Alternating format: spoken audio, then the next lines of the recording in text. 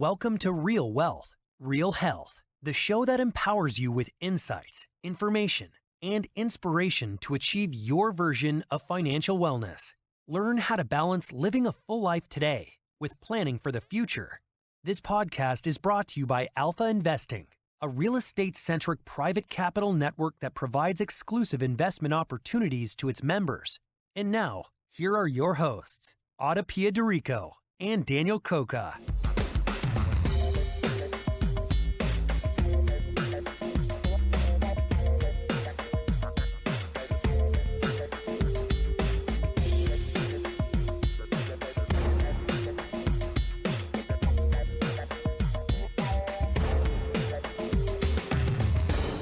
Hello, everyone. Welcome back to another episode of Real Wealth, Real Health. This is AdaPia, and this is a special bonus episode that is a little different from what you've been used to hearing up until now. This interview was recorded live between myself and Heather Schwarz, who I'll introduce in just a moment. And we recorded this live at the Best Ever Real Estate Investing Conference during the weekend of February 20th of 2020. This is a quick 30-minute episode. It's a concentrated conversation, a lot of energy. You'll hear a bit of background noise. That is the conference going on, people having networking events, conversations, evaluating deals. And this is really what we get into in this episode around the non-obvious. And that is related specifically to evaluation. Looking at the non-obvious when you're evaluating an investment opportunity, a sponsor, a partner. These are really important things that we don't necessarily look at or know to look at. So it's a nuanced, in-depth, really concentrated 30 minutes around this topic. We also talk about the intersection of intellect and intuition. So the fact check and the gut check. And we both tell personal stories where our gut check told us something was off about a specific person, an investment partner, and we talk about what happened to each of us. So without further ado, let me give you a quick introduction to our guest today, Heather Schwarz, who is a certified financial planner with a background in private banking, asset management. And today she is the president and principal of Mosaic RE Ventures, which is a commercial real estate development company that either does joint venture or direct development projects in mixed use, retail, senior living, and hospitality assets. Heather spent the past 2 decades working alongside companies and individuals in capital fundraising, investments, strategy and idea generation, technology, and corporate restructuring. She was the co-founder and chief strategy officer of earlyshares.com, a real estate crowdfunding platform, which she exited a few years ago. Heather continues to travel around the country, doing deals, speaking about private investing and other advancements in financial investment technology. And she actively manages a U.S. commercial real estate portfolio for American as well as Brazilian and other Latin American investors. I hope that you will enjoy today's bonus episode with Heather Schwarz. Hi, Heather. Hi. This is so much fun. I know it is. This is so much fun. So we are actually recording this live at the Best Ever Conference 2020. We are in Keystone, Colorado. And we have this opportunity to do a recording in the conference. And I'm here with my good friend, Heather Schwarz. And we're going to talk about some nuances today, nuances of due diligence, nuances of choosing an investment partner, a syndicator, just generally speaking, what is the non-obvious when it comes to real estate investing? And that's a big, big topic. So what I'd like to do is start, of course, with Heather, asking you to give your background, which is fascinating. And just so it's such a rich background from where you started to getting to where you are today. And so, yeah, tell us Thank your you. story. Thank you. Well, it is very exciting to be here, especially we're in the lobby and there's a lot of motion and people and conversation. So it's great to be like in the mix and also talking about, something I'm very passionate about, which is real estate. So my career started, I hate to say this, it's been like 22, 23 years now. And it started in private banking, wealth management at Merrill Lynch in Miami. And it eventually grew and evolved to commercial real estate. And I spent a lot of time focusing on the debt side.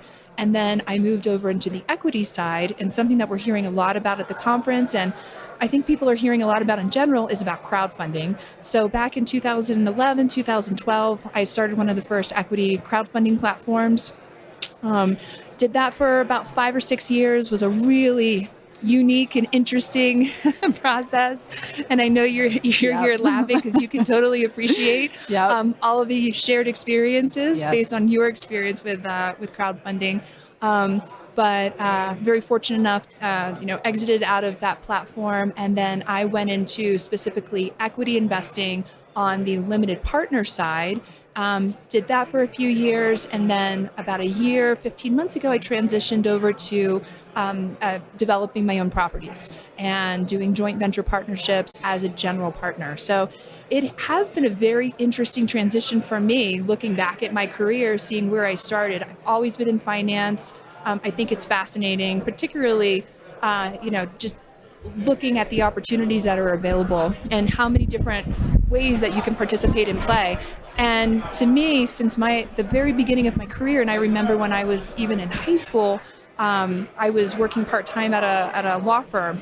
I always gravitated toward real estate. So it's so fitting that now, I'm really in the mix, and I'm really I'm 100% focused on that.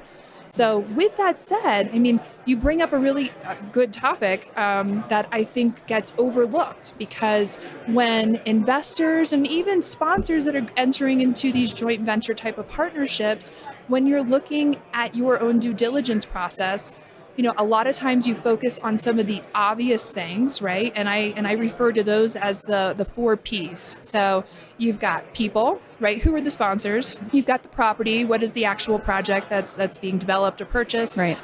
You've got the sponsor's project, the process, how they're looking at it, and then you've also got performance. Like, what am I going to make on this? Yeah. So a lot of times, all of that energy and effort gets shifted and focused into those 4 categories. And some of the most important details, and what I like to refer to as the non-obvious, get overlooked. Right. So I think it's a very fitting topic, particularly sitting here in the middle of an investment real estate conference, that we talk about those non-obvious factors. Right. Yeah, because at this conference, there's so many real estate investment companies, syndicators, all kinds of different ways that somebody can invest.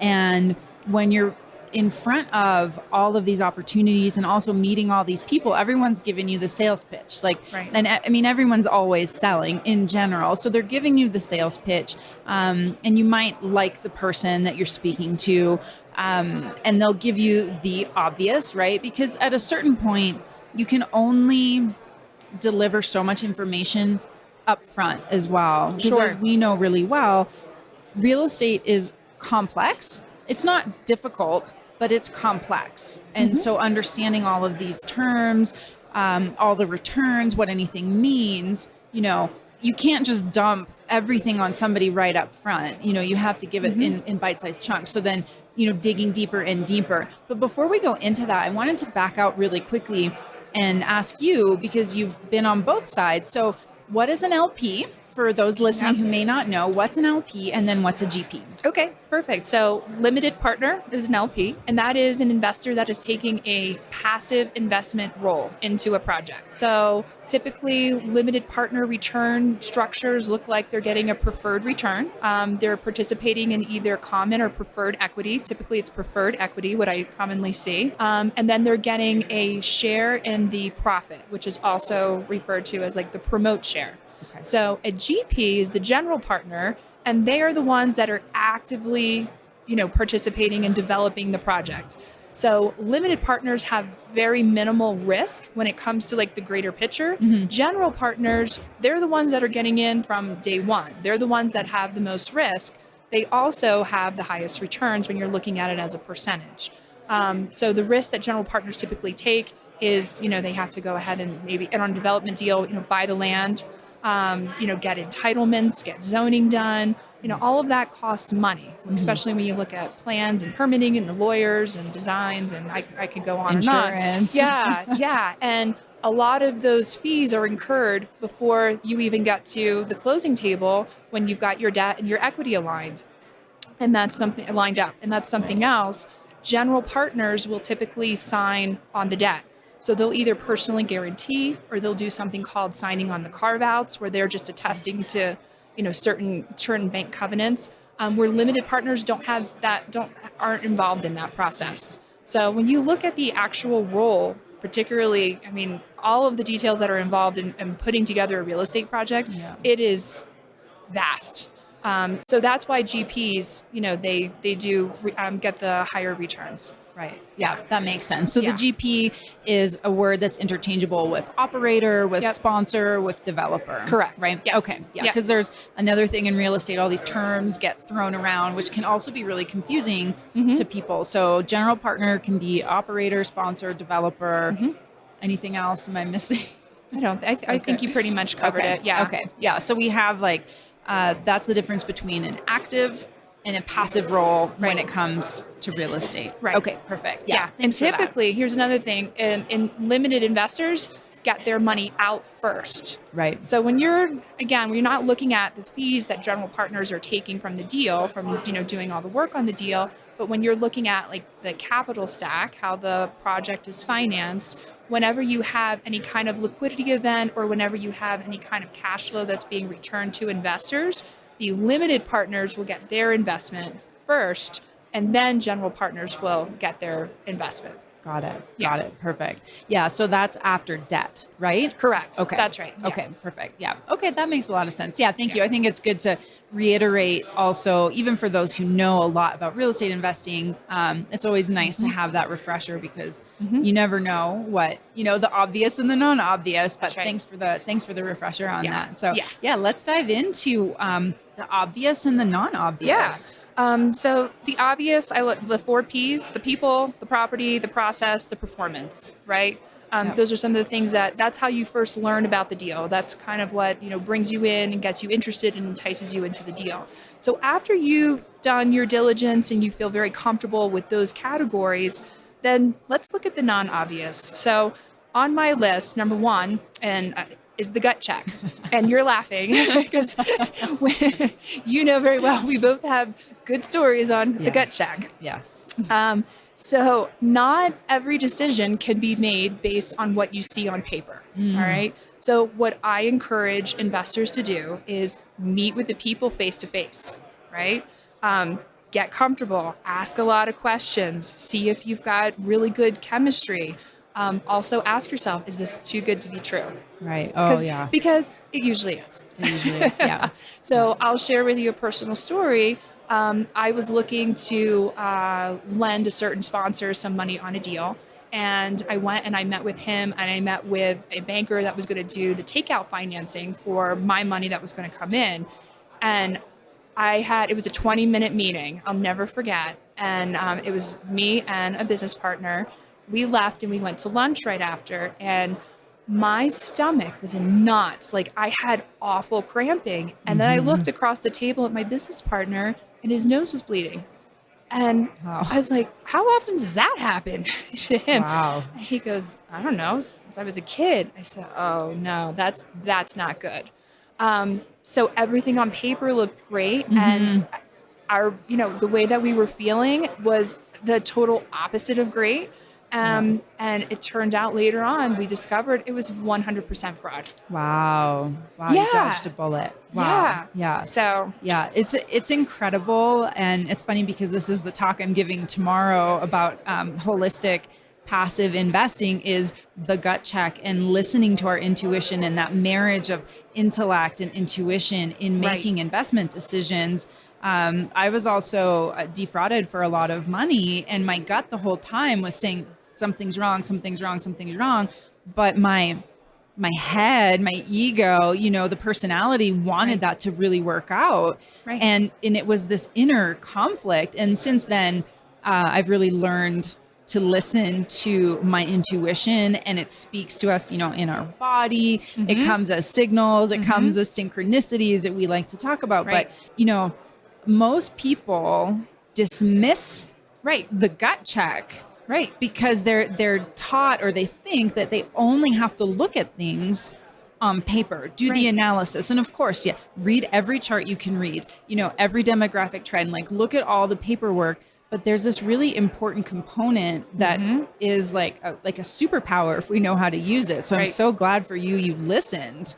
Right. So what were the reasons that your head was telling you to make your investment? I wanted the returns that were supposed to come, because I had built up in my head, well, I'm going to do all these good things with my money. I'm going to build my financial foundation, which, ironically then was the opposite of what happened, because I lost all this money, which was all my life savings. And I really wanted it to work because I was so emotionally invested. Right. My emotions were invested in an outcome that I really wanted that to happen. And even though I did my due diligence, I didn't do enough.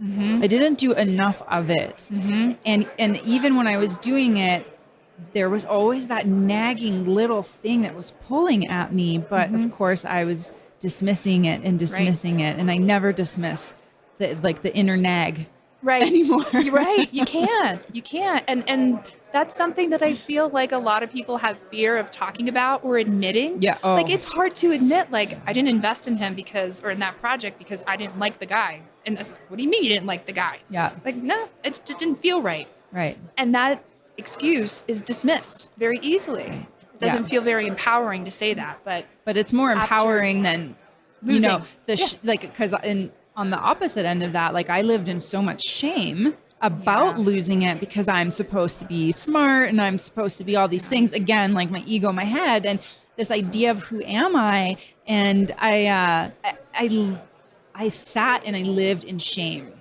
for years and years and years around having gotten it wrong in a way, or trusting the wrong person. And that really messed with my confidence. Yeah. Big time messed with my confidence. So sometimes the non-obvious is very much not visual. It's not apparent. Right.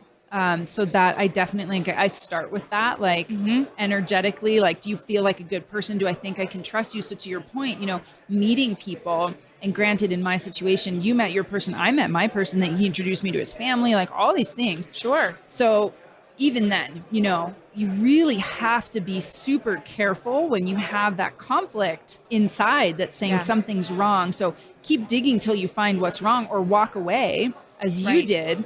Because, your partner getting a nosebleed, that's like, to me, call me superstitious. I'd be like, that is a no-go. Right. Wow. Lesson learned, right? The hard way. So That's anybody listening to this, hopefully you don't have to learn that lesson the hard way. Yeah, exactly. Take it from us. Yeah. Learn our lesson.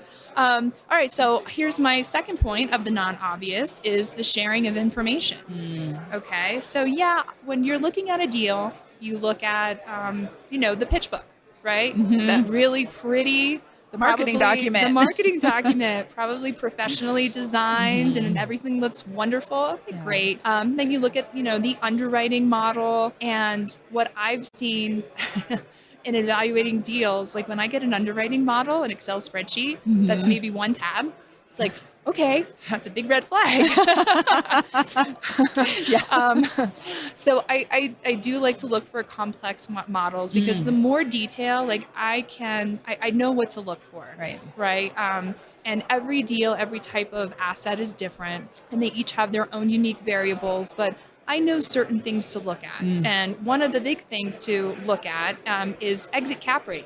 So when you're getting pitched a deal, you're getting pitched on an IRR basis, an internal rate of return. That's kind of what people lead with when they're marketing their projects. Well, that IRR is calculated on a future appreciation. It's the cash flow plus the appreciation on a assumed value sometime in the future.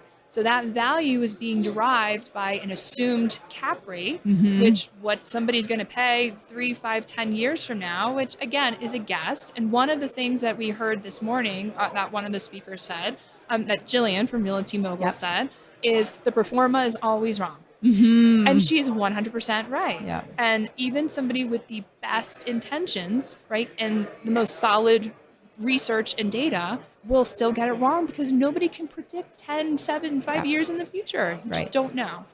So anyway, it's important to look for that exit cap rate. And let's say that you're buying at a 5 cap and you're exiting at a 5 cap in 10 years. Well, Something's wrong. Yeah.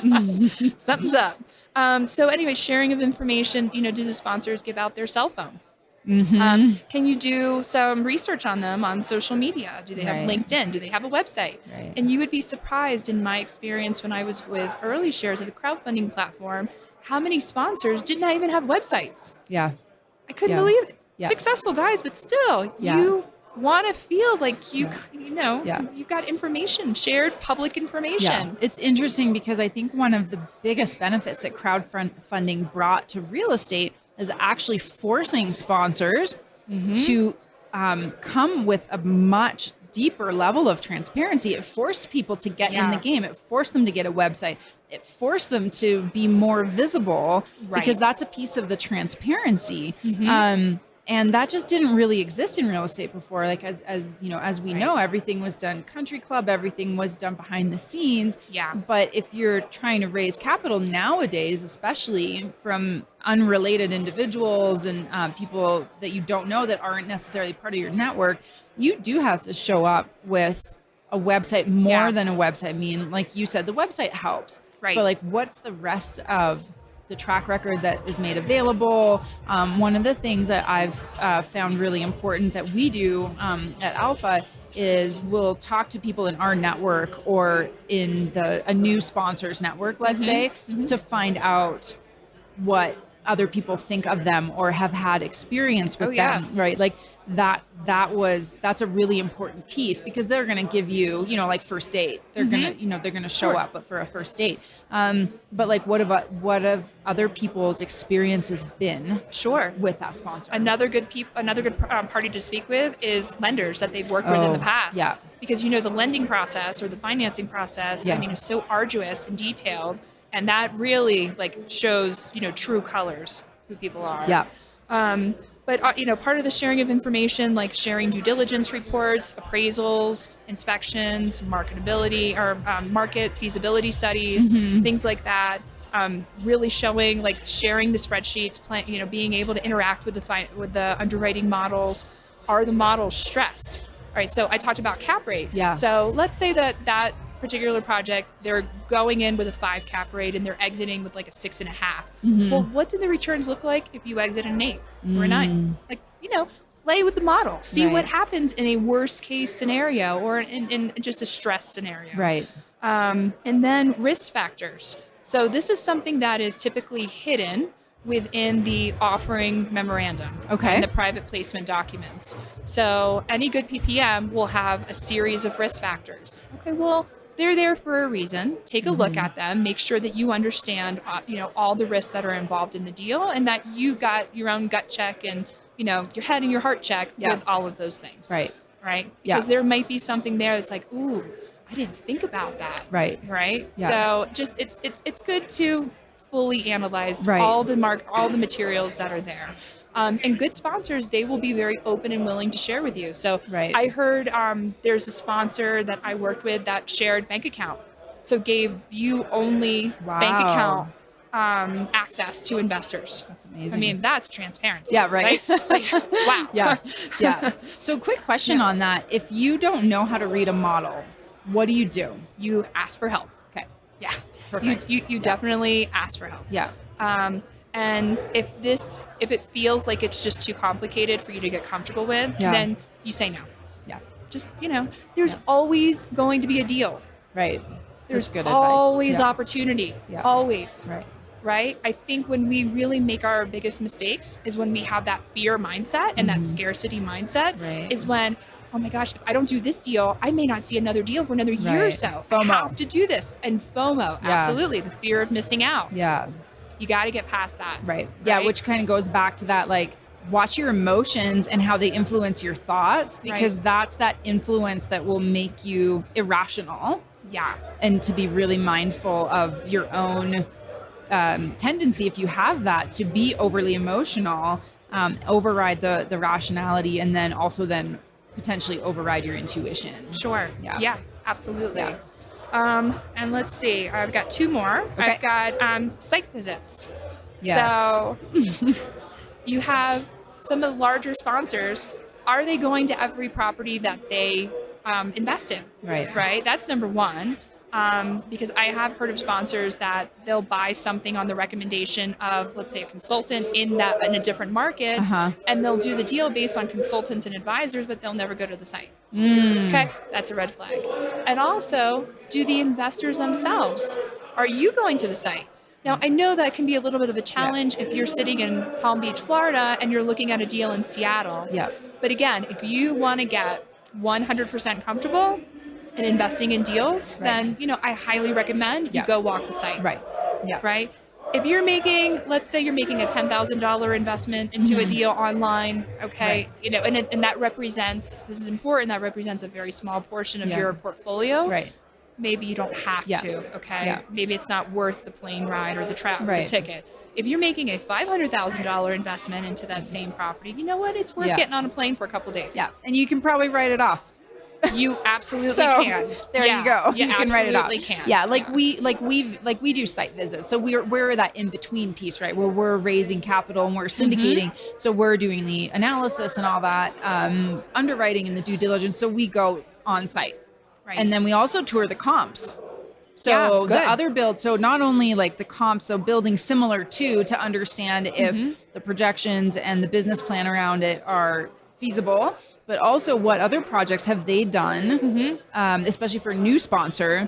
What else have you done? Show me what you've done. So we can see the quality of the work. We can see that it's accomplished. Right. So, like putting your building where your mouth is, like, here it is. I'm going to show it to you. Right. Yeah, absolutely. And then the last thing is the walk away factor. So is it easy for a sponsor to walk away if things go wrong? Oh, yeah. Okay. So how do you look at this and how do you analyze that? So when you are looking at the sponsor / developer / GP, look at how they're compensated. What kind of fees are they getting? What kind of back-end profit share / promote are they getting? What kind of ongoing management fees? And that's something that also ties back to the underwriting model, where somebody with a detailed model will not highlight, but they will show you very transparently what all of those fees look like. Right. Yeah. How much is the sponsor investing in that deal? So you brought up a really good case that you should share about how you turned somebody away because of that mismatch. Yeah, exactly. Yeah. So we were looking at a senior living opportunity, like a big one, great one. The numbers were great. The opportunity is fantastic, with a sponsor that we trust and know really well. And there was a partner with the sponsor that would be new to us. And where we had to walk away, which kind of was unfortunate because it was a really good deal, is the fact that the way the compensation was structured, there would be no skin in the game after a year. So it was a great deal, smart operators, everything was there. But if you have no skin in the game after just 1 year of operating this, then what's your accountability to us and to our investors? Because that's on the line for us, and our investors are our number one priority. So we walked away from a fantastic deal because we just weren't comfortable with that. And I would say that comfort level is really important for any investor. Are you comfortable with what you're investing in? Which is a little bit of like the gut thing.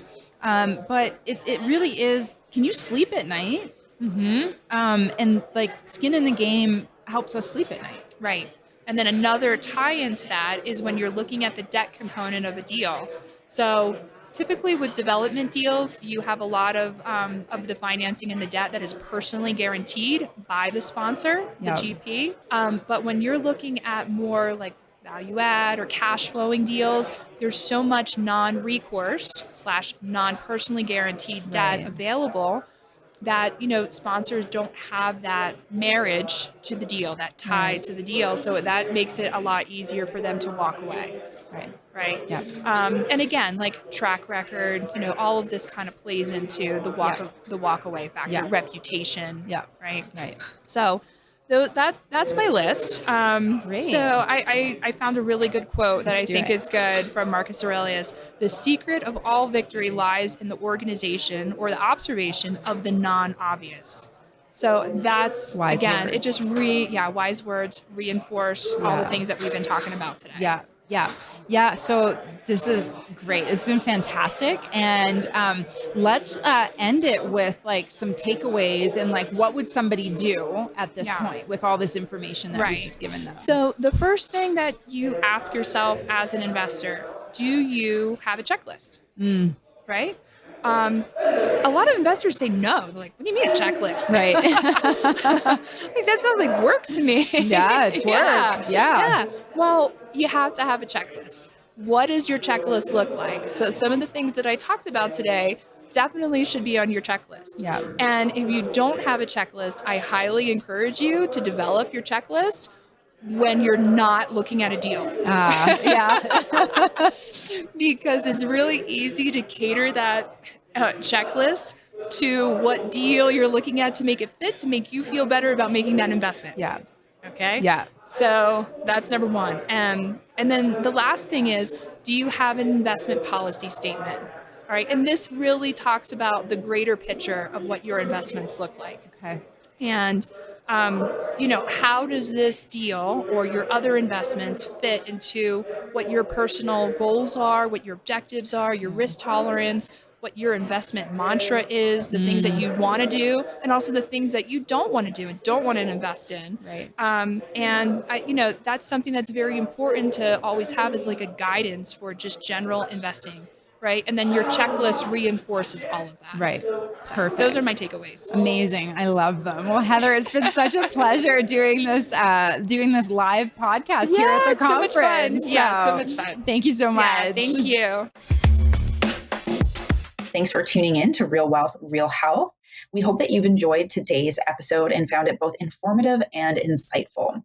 We welcome all your questions and your feedback about today's episode, and especially we welcome your questions about specific topics that you would like us to cover. So shoot us an email at podcast@alphai.com. And if you have a moment, we really appreciate ratings and reviews as it helps us grow our online community and our interactions with you. And we'll also be linking to a number of relevant articles on topics that we might have touched on during our conversations. Some of them are broad, some of them are technical, but we're always aiming to provide information that helps you better understand the mechanics of building this healthy financial foundation, especially if you're looking to do this with real estate.